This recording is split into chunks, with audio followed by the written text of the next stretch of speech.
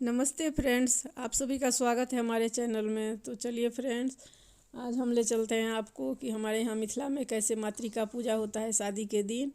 तो आप लोग देखिए वीडियो को और एंजॉय कीजिए। ओम पद्मायै नमः। एतानि पुष्पाणि ओम पद्मायै नमः। एतानि गन्धपुष्प धूपदीपं विश्वावसुनि विव्रतं सहस्रधारं वृषभं पयोदुहं प्रीत्यं सदधारं वृषभं दिवोदुहं विश्वावसुनि विव्रतं सहस्रधारं वृषभ पयो दुहं प्रिय देवाय जन्मने रीते ये बैसन देवन हनुमान हो तुलसी के रामारा।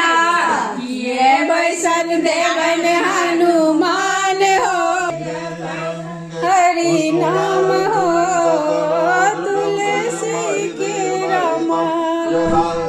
बैसन देवन हनुमान हो तुलसी के फूल चावल देखिए बड़ी का फूल ये फूल बड़ी वाला मतलब गिरा दिया मसले की फूल ये तीर लिया हाथ में भाग्यम भगवन देहि में धनम देहि धर्मम देहि।